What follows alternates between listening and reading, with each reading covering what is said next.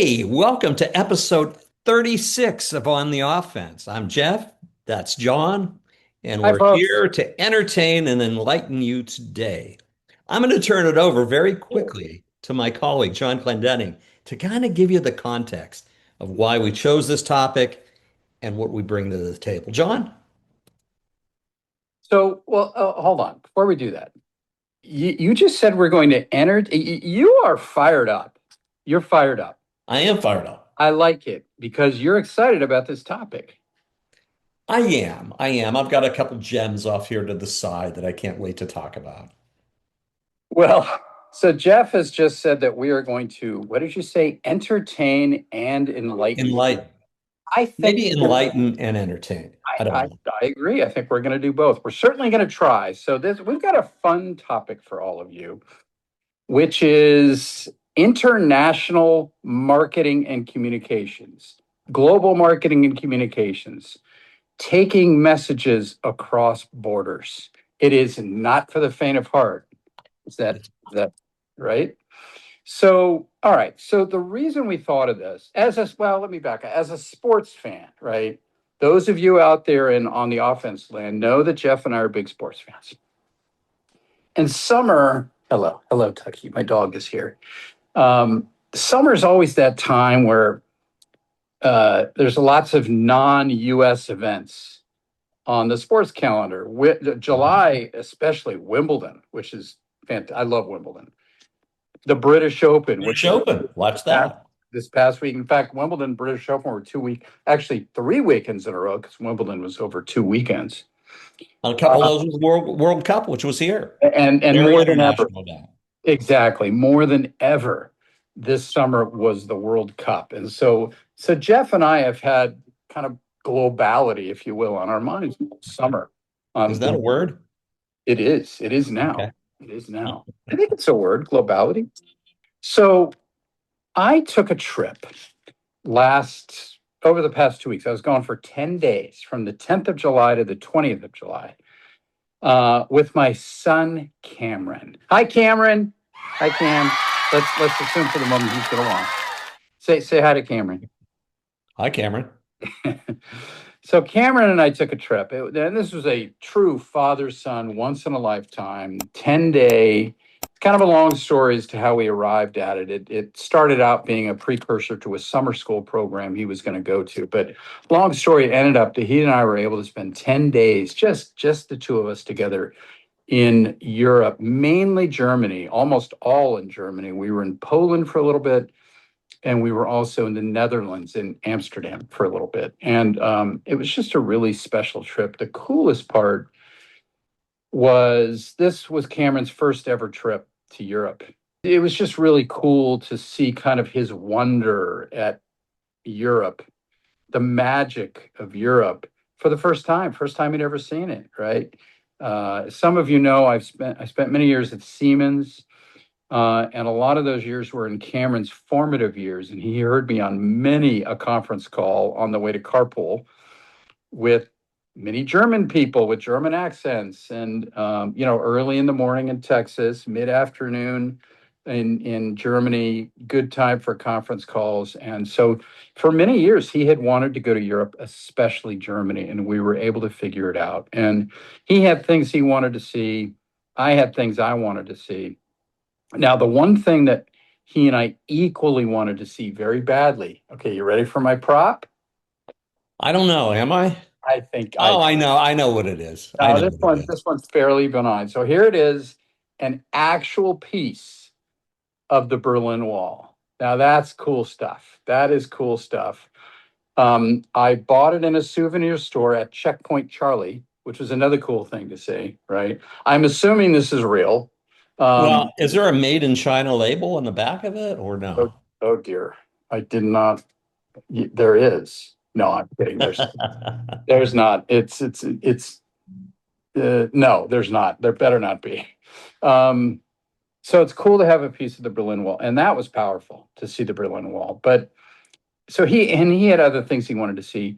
The thing I wanted to do more than anything else was go to the spot where President John F. Kennedy made a famous speech in 1963. It was June of 63.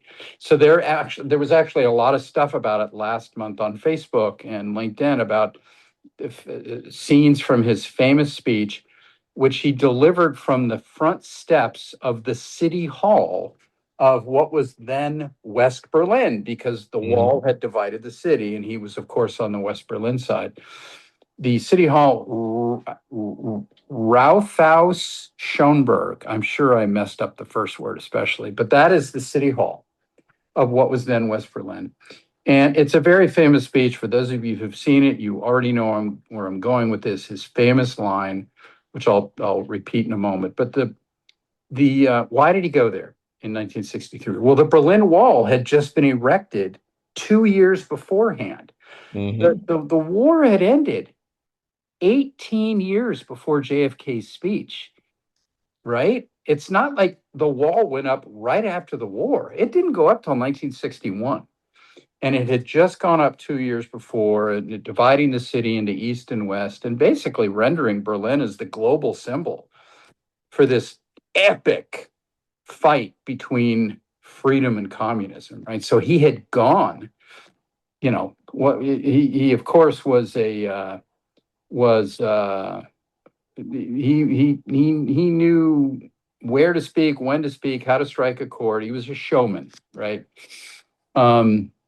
And so he goes and makes this speech promoting freedom over communism and all that kind of stuff. And An iconic speech, Sean. That was an iconic speech. yeah, and he made many. He made many, but that's at the top of the list. So here's how he ended the speech: all free men, wherever they may live, and this, it's not going to sound the same because I'm not JFK, but just imagine the accent, right? All free men, wherever they may live, are citizens of Berlin. And therefore, as a free man, I take pride in the words, Ich bin ein Berliner. I think I said that right. Pretty close. Pretty close. So I actually had an opportunity. We went there. I actually had an opportunity to stand on the very spot on which President Kennedy had stood when he made those remarks. I get chills just saying it now. I don't know what it is about me, but doing something like that just seems cool. I mean, I've seen footage of the speech countless times, but to stand on the spot was cool. And I thought I knew everything about the speech, at least the last line, but I didn't. I kind of knew a little bit about this what I'm calling the wordsmith version of a whodunit. Okay. So most agree that Kennedy had correctly said what he meant when he said those last four words. And he said them, of course, in German, Ich bin ein Berliner. He was basically making the point that as he stood there and spoke, he was a citizen of Berlin, right? In the sense that, again, West Berlin had come to symbolize the freedom of all men. But an urban myth eventually took hold. And I didn't know this until I researched it in preparation for an article I've written for LinkedIn, which will show up around the same time this pod does, but also preparing for this podcast. This urban myth, and many of you may already know where this is going, did not come alive until about 20 years later. It's not like people right away said, oh, wait, what did he just say? No, it wasn't until the 80s that this urban myth propped up around those four famous words that he had said. And the myth basically said that by including the word ein, he essentially changed the meaning from the intended, I am a citizen of Berlin, to I am a Berliner. But guess what a Berliner is?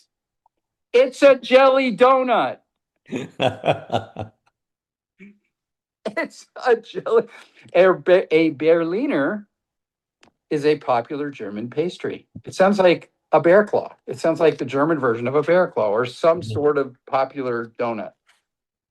And apparently, if he had said Ich bin Berliner, That would have been I am a citizen of Berlin. But because he added ein, that changed it to I am a Berliner, which essentially says I am a jelly donut. So here we are, the greatest speaker of all time, one of the most famous speeches of his life, and an urban myth props up 20 years later, at basically kind of sort of making fun of him, making fun of the speech for essentially saying, I am a jelly donut. And so when you go into souvenir stores, including the one I was in, where I got this piece of the Berlin Wall that was made in Vietnam, no, it wasn't. It was not, Jeff. It was not made in China. Okay, okay. You're trying to rain on my parade. This Well, is I'm not raining on your parade. made in Berlin. I'm afraid to read this thing on the back. Um, if you go into that souvenir shop and there and this and believe me, my son and I went into enough souvenir shops, right? You will see just as many shirts that make fun of it as those that don't, right? So there's shirts, there's mugs that says, Ich bin ein Berliner, and there's a picture of Kennedy, right? There are just as many shirts, t-shirts, and mugs that say I am a Berliner or Ich bin ein Berliner, and there's a picture of a donut. And there's no explanation needed because enough people now understand this urban myth. Hey, can I ask you, why didn't you buy one of those shirts? That would have been a great prop. You know what? Boy, that would have been a great prop. And I almost bought the shirt with the donut, but then I thought JFK is one of my heroes. Is this making fun of his words a little? It didn't feel right. Okay. Feel right. Now, what I'm trying to do, well, no, I didn't. I was very tempted though. And then, of course, you know how it is. Like all of a sudden, I'd gone into the store right after. Whoa, what was that? That was my dog. Oh, that was your dog. We got Daisy, both of our Daisy, dogs. be quiet. Daisy. Anyway, you know how things are. You're not aware of something, you become aware of it. Now you see it everywhere. Next thing I knew, the rest of the trip, everywhere I looked, I saw somebody wearing that stupid shirt with the donut. I couldn't escape it. It was unbelievable. Anyway, so it just brought up to me this whole notion of words and images that may or may not seem benign or may seem clear aren't necessarily always clear when you are translating a speech, a press release, an ad campaign, a social post to a global audience, right? And especially because Jeff and I have been thinking so globally ever since we started preparing to support local businesses for the World Cup. This seemed like an entertaining, Jeff, Entertaining. and enlightening topic for the day. I'll maybe just one last comment on our trip to Europe. Speaking of, yes, this is a word, globality. Think about this for a minute. This is what I said in my Facebook post. It was a picture of Cameron and I on our last night of the trip in Amsterdam watching the World Cup final. There we were, two Americans. Okay, let me move my phone. Two Americans in a bar in the Netherlands, in an Irish pub in the Netherlands, watching Spaniards and Argentinians play soccer from a stadium, now to close the loop, in America, right? And Does it get any more international than that? well, I guess it does because one of my Facebook friends said, "Okay, great. Did you at least order a Kirin beer?" And I said, "No, no, we're drinking Amstel when in Rome," as they say, Well, when you in put more Rome. of Asia in there. Yeah. That's right. And I'll tell you, there is nothing like being in Europe on the night of the World Cup final. There, Yeah. you wouldn't think people in Amsterdam cared too much about the outcome of Argentina versus Spain. No, there were plenty of Spaniards in Amsterdam that night, many of whom were running around chanting. We got some of it on video. I mean, it's unbelievable. The fervor of the beautiful game is really amazing. By the way, one last comment. I take all credit for Spain's victory. You do? I do. Okay. Would you like to know why? I have no idea. Enlighten me. As it turns out, this was Spain's second World Cup championship. The last time they won was 2010. And I was also in Europe that night watching them in a beer garden in Nuremberg, Germany. So I am 2-0 when I have been in Europe watching Spain play for the World Cup trophy. I think I should get at least some of the credit, You should. You should. You're clearly behind the victory. right? I mean, I worked Mhm. hard for that. I worked hard for that. I mean, I lifted that Amstel pitcher. I worked real hard to try and score those goals, let me tell you. So anyway, it is global marketing and communications is not easy. The world has shrunk over time. The internet has assured that, right? There's no such thing as local stuff anymore. Not really, right? Nope. You Nope. you put it out there, and it's out there for all to see. By people who speak differently, by people who interpret differently, by people who just live in cultures that are different, right? Mhm. You gotta be careful when crafting copy or developing or choosing images to use with a campaign or whatever the asset is. You have to be so careful. I will say this, I do believe that words are more prone to get you in trouble more quickly than are images, because an image can more easily translate around the world. Yeah. A Yeah. word, Berliner, what is it? A citizen of Berlin, or is it a freaking jelly donut, right? An image is usually easier to translate, but it doesn't mean it's easy, right? So let me give you one example. And this is a well-known example, at least in business school circles. I learned this from a case study. Uh, and so I'll say it, and if you've heard it, you'll roll your eyes because this is not a new one. But if you haven't heard it, it's actually kind of funny if you think about it. And then Jeff is really going to entertain. He's going to entertain I got a bunch here. with some good ones. So, okay, so there have been countless examples of international marketing essentially gone awry. And these were with the best of intentions from smart people, smart companies, right? The standard bearer has long been the Chevy Nova. Okay. Yeah. So a car that we all know that it's not a car we all necessarily love, but everybody at least knows of the Chevy Nova, at least those older than a certain age. Do they even still sell that? No, No. No. no way. No. Um, I'm going to say this is 1980-ish. That's my guess, right? Late May have 70s, been a little earlier than that, but it's probably 70s. decent So, stone. Yeah. so there you are, Chevrolet. Smart people, well-paid people. Imagine even back then how big the marketing budget was. So they name this car the Nova. Okay, fine. But then they go to take it into Mexico to launch the car. What was the problem? The Nova. What does Nova mean in Spanish? You can't make this stuff up, Jeff. I don't It think you can. means doesn't go. Not a good not For a good car. mojo for a car. Hey, everybody, buy our new car. It doesn't go. It's the Chevy doesn't go. Not good. And Chevy, the Chevrolet marketing people have been raked over the coals for decades now in business school case studies. That's a classic, right? And that's not a press release. That's not a word in a speech. That's the actual brand Name of the car. of a product, right? That's a much harder thing to take back.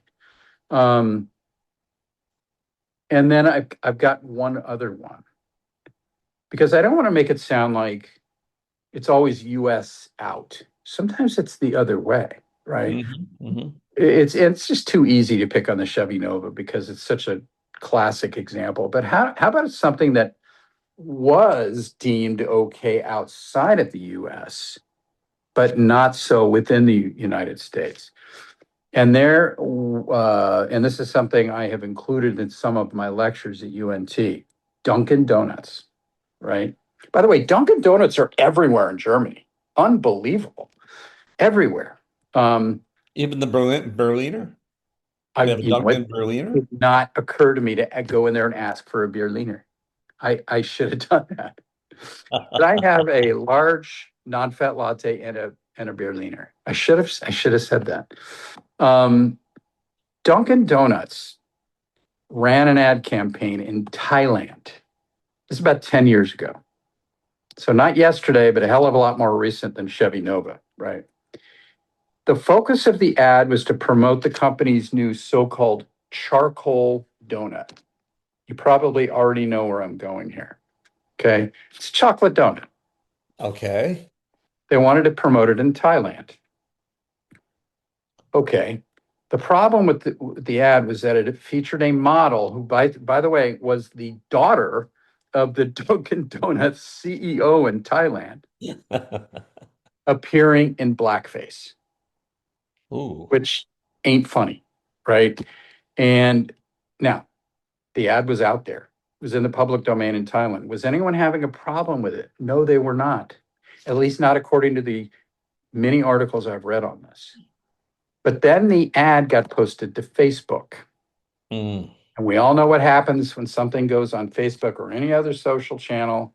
No such thing as local, like we said, right? And all of a sudden, people in the United States and probably elsewhere, frankly, were being exposed for the first time to this essentially local Thai ad for a donut.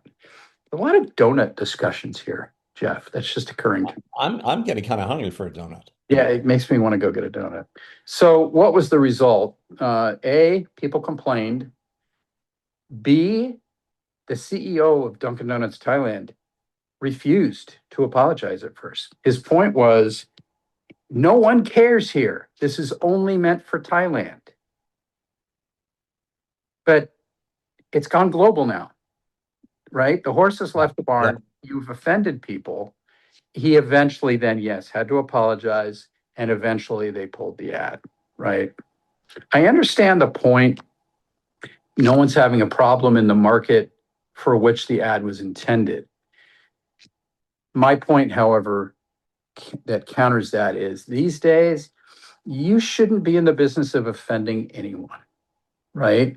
And the reality of marketing and communications these days is there ain't no such thing as local stuff really anymore. And even if there was, how do you know? Let's say there's no internet and you post that ad. Let's say it's a billboard in Thailand with the blackface thing, charcoal donut. Okay. Nobody outside of Thailand can see it. But what if an American or an Englishman or somebody else walks by the billboard? There are certain things that are going to be offensive everywhere, right? Or just make no sense, right? A car that doesn't go. That's funny. The Thailand thing really isn't funny. The Nova thing, I think, is kind of funny. The point is just be careful. Just be careful, right? Anyone out there listening to this who's crafting copy or choosing or developing imagery for marketing and communications purposes, it could be for the most local business ever. You need to think twice, three, four times about what's appropriate and what's not, but especially if you're going to be executing this campaign overseas, right? And that's not, by the way, to suggest that President Kennedy's speechwriters were not adequately careful, right? This is an urban legend that came 20 years later. So long later, and, yeah. and most people have debunked it. Most people have debunked it. That says the whole Ein thing is bogus, and it basically is. I'm a citizen of Berlin, right? So anyway, all right. Enough of all that. Mr. Baum here has some other Chevy Nova-like examples I of do. campaigns that have run into headwinds, shall we say, because Yeah. meanings did not necessarily translate. No, Definitely. and I'm going to start off with one that's not on my list that I actually learned from an old colleague from Canada. Buick launched a car in the US that was fairly popular named the Buick LaCrosse. At the same time, they launched it in Quebec, Canada, not realizing that lacrosse was a word that was used as a synonym for failure or, pardon me, to masturbate. And that became a pretty good cultural lesson right there. And they changed it to the Buick Allure in Quebec. But wow, that's a tough one. That is not a word I thought I would hear on this podcast. Masturbate. Yeah, you better get ready. I feel like I'm watching Seinfeld, although they never actually used the word. They didn't. They did They not, didn't. which is part of the brilliance of that episode. Well, yes. Maybe the greatest Seinfeld episode of all time. I think it may have been. That episode was named The Contest. Yes, it was. That's right. But let me go into a few other examples. And I'll read some of these verbatim based on my internet research I'm because I I'm think the sorry. write-ups are funny. Oh, you said they changed it to the allure. To the allure. Okay. It's an alluring car. Anyway, let me give you the results of some research I did yesterday. So here's one. Pepsi translated their "Come Alive with the Pepsi Generation" slogan into Chinese, Yeah. which inadvertently read as "Pepsi brings your ancestors back from the grave."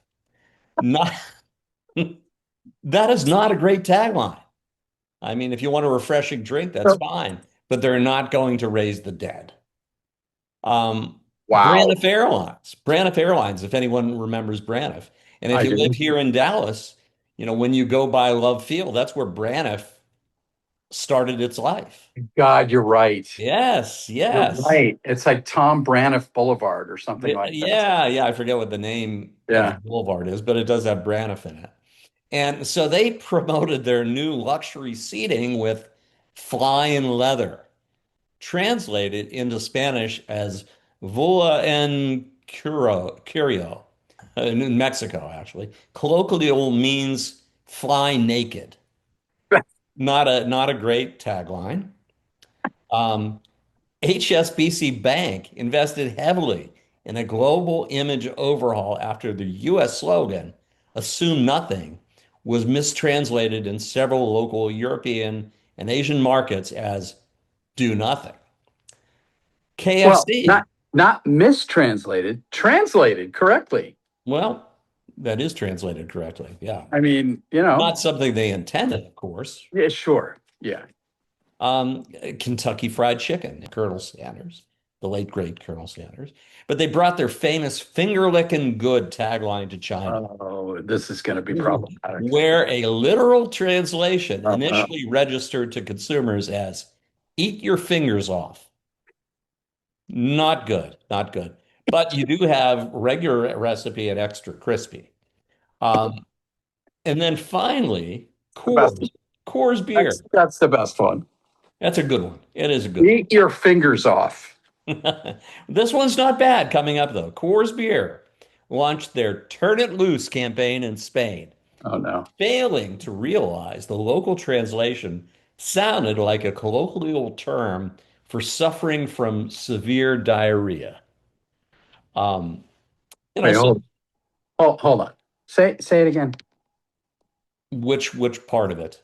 The original saying or Turn slogan. it loose, Turn it loose. Oh God. and it Okay. Yeah. sounds like a local translation sounded like colloquial term for Wow. suffering from severe diarrhea. And at least I get to say severe diarrhea twice. Well, yeah, you're on a roll with the word Mhm. salad here. So, Um, but it's really interesting. Those are things that are easily caught. And you think about the size of these companies, they must have huge communication, marketing, advertising departments. And nobody caught that stuff. well, that's the crazy. That's to me is the takeaway. That you got to do your due diligence, Yep. right? And this isn't the same, but to give you an idea of how things have changed with the internet, um, globalization. Um, but I was working with a company where the company was processing benefits in the state of Alaska, and a little publication on the coast of Yeah. Alaska, about halfway up the coast. You had to actually take a helicopter or a boat to get to this island. Published a story about how this company had failed with regard to processing all these transactions for the handicapped. Not a great story, but you would think in this little town, far away from any place else, this would just go by the wayside. No. Google News, if you've ever used to, try to aggregate articles and everything else, Right. they published it. So something that was a tiny little thing on this remote coastline in Alaska became a global story. Yeah. So you can run, but you cannot hide. And clearly, with these translation issues, wow. I think that's a great way to put it. You can run, but you cannot hide. You got to do your due diligence. And I just got to think to yourself, how does that happen? Right? You and I have been in many a meeting at big companies where the Hmm. lawyers have been there and the marketing people have been there and the HR people have been there, and you're making big decisions about launching this or that. Right. How does that happen? Right? I You know don't have a what? clue. I don't have a You know clue. what? But This is what I would say. I don't know how it happens, but I am willing to bet in a situation like that that the kernel had come from the marketing of the communications team. They were probably one, maybe the product marketing team. could It be. wasn't the lawyers and it wasn't the HR people, right? It No. was the marketing team, core or extended, and or Mhm. communications team that came up with something, and then other people get involved. But it all kind of starts with people like you and I, right? Um, and the people that we're often talking to on this podcast, CMOs and heads of communication, right? I mean, it starts with you and your team. And before you're going to get others involved, including people in other countries, you better have done the due diligence you get to even before you get to others within your own country. Hmm. Hmm. Don't waste the time of your own general counsel if you haven't done your homework yet, let alone going to people in other countries, right? I don't know, just it all just seems so avoidable. I'll quote. I know what you're going to say. I think you should just, you've already said masturbation and diarrhea. Yes, yeah, I I think just you have to should, add this. I think you should say it. But we had an old boss who was like two steps up from us way back when we first started at EDS. And he would frequently say, Jeff, I want you to make this chicken shit in a chicken salad. And he And was it worked. exactly like that too, what he meant. Oh, yeah, yeah. It's exactly like that. So you just never know. And sometimes you can be lauded for coming up with something that helps you recover from that. I But, love it. some of these examples, just so funny. I love it. Well, you know what? Honestly, some of those examples you gave, actually all of them, are basically the opposite of that. People took chicken salad and they turned it Made into it into chicken shit, shit. right? Hmm. So yeah, it just all seems so avoidable, and so that's really the message here is take extra care when you're coming up with something that is by definition going to go across borders, especially if it's something like a brand, right? Because Yeah, it's yeah. way harder to take back as opposed to a word in a speech, right? By the way, Jeff, have to ask you a quick aside before we close. Okay. What's your favorite country in the world? Favorite country you've ever, best place you've ever seen? Hmm. I would say Greece, the Greek Isles. Mhm. Good That call. was that was wonderful. That Yeah. was wonderful, especially Santorini, one of the most Uh, beautiful places I've ever visited. yeah, that's someday we will get there. Mine, as of last week, is Berlin. Hmm. I am in love with Berlin. That play, it is on par with Paris, Rome, London, Barcelona, the great cities of Europe. It was unbelievable.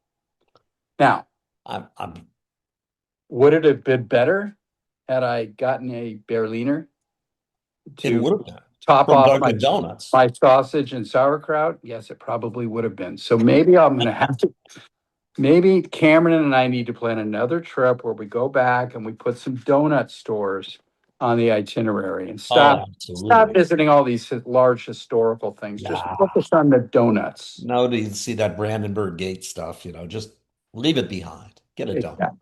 Exactly. Well, I, listen. I always wondered about Berlin.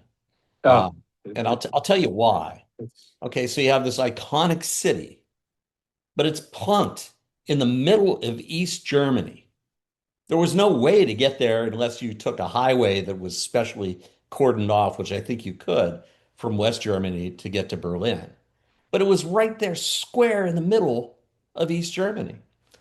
I I don't well, know. I don't know how that worked out. They had are you four talking about when the sectors of the wall was city. up?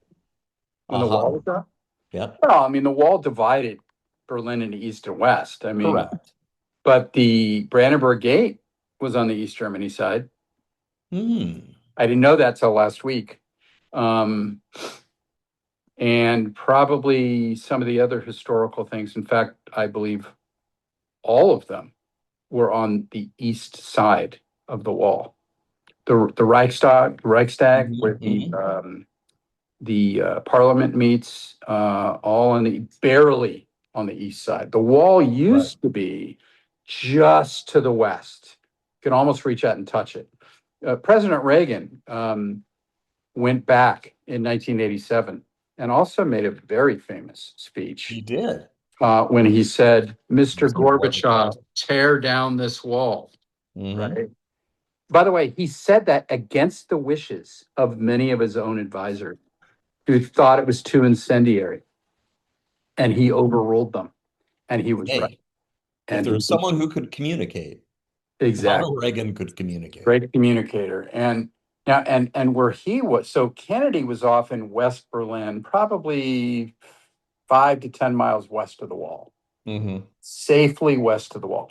Reagan was there in '87, which was only 2 years before the wall came down, and he was right in front of Brandenburg Gate, and the wall was right behind him. So he was probably 20 yards from the gate and 10 yards from the wall. And What a it's powerful interesting, image. right? What a powerful image. And the thing that I never realized until I looked this up the other day, right behind him was the wall. Right behind the wall was the gate. But in between the wall and the gate was bulletproof glass to protect Reagan from an attack from someone on the east side of the wall. Wow, I did Right. not know that. You look that up now, you'll see it's very apparent. These two panes of bulletproof glass, which I guess they didn't feel like Kennedy needed because he was so far into West Berlin, Hmm. right?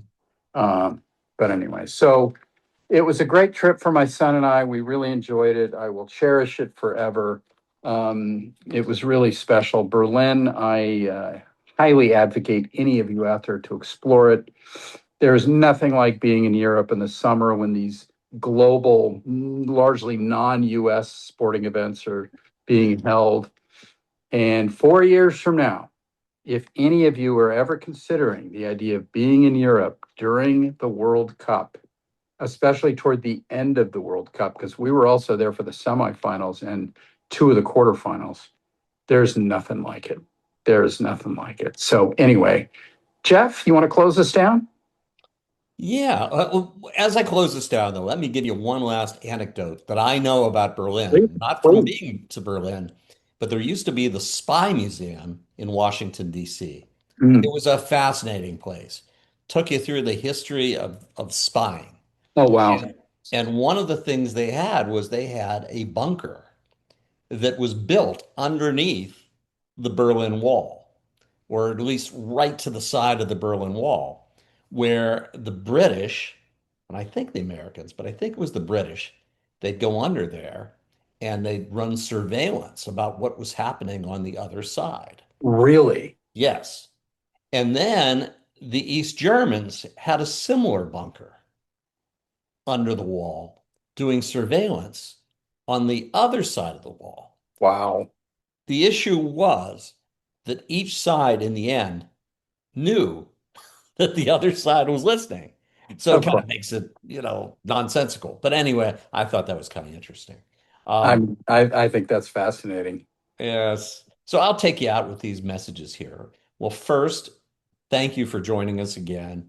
I hope you were enlightened. I hope you were entertained.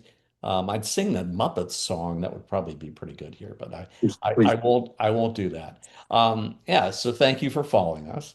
I hope you access our podcasts. They're on all the social networks. All of our we've got a presence on every major social network. So come and see us, Clients First. Visit our website, which we think is a very nicely developed website, and hire us for God's sakes. Hire us because we have so much to offer. Yeah, and you know why people should hire us? Because we are, Jeff, citizens of Berlin. We Ich are Berliners, bin ein Berliner.